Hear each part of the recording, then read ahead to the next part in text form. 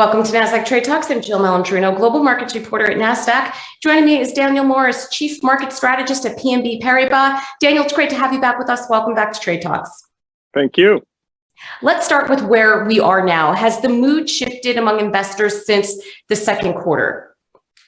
I think so. I mean, with all that's happening endlessly, it seems, with the pandemic and our probably too rosy assumptions that we had at the end of last year and at the beginning of the year, certainly have been evolving, and kind of that point where you think you could stop worrying about COVID and the pandemic keeps getting pushed out further into the future. So that's kind of mixed news, because on one hand, the recovery is going to continue. It should continue for longer, but we're just not going to get the rebound as quickly, of course, as we had all hoped.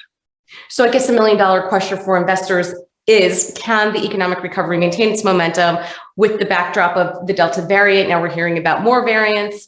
Mm-hmm.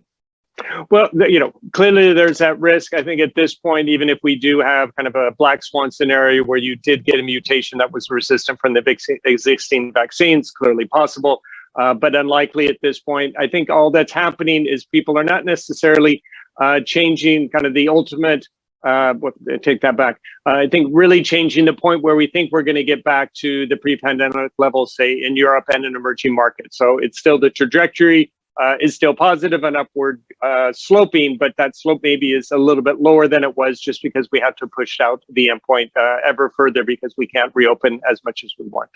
And with the mid-year outlook at BNP Paribas, the analysts there think that the outlook for equities remains good. What is that attributed to? And do you see a variation in returns by style? Absolutely. I think the fundamental reason to have an optimistic outlook on equities is because I think from an equity investor's point of view, you care about earnings. And no matter, even with the delays that we've had around COVID, your projections are still for rising earnings. I mean, we've still had a very good earnings season. You're still going to have good comps for a couple more quarters. And I think an equity investor seeing that rising EPS, that's what drives the price. Of course, we can talk about valuations, but fundamentally, that's the picture. So I think that's what's, at a broad level, why you're overweight equities. But we have absolutely seen much bigger variations within styles, within size, and to a lesser degree within geographies, really around interest rates. So when we talk about the reflation trade and what that means for growth versus value, it's been driven by inflation expectations, primarily the factor there for value, and for real yields, a big factor for growth. So it's what happens there, and that's really where you've had the big surprises over the last quarter. That tells you what's going to happen within equities, as opposed to so much around the absolute level. So outside of COVID, really the risks to the market thesis is interest rates and inflation at the end of the day? Well, sure. I mean, we are very much still having an active debate about how long the inflationary pressures are going to last. We're very much in the low-flation, medium-term view.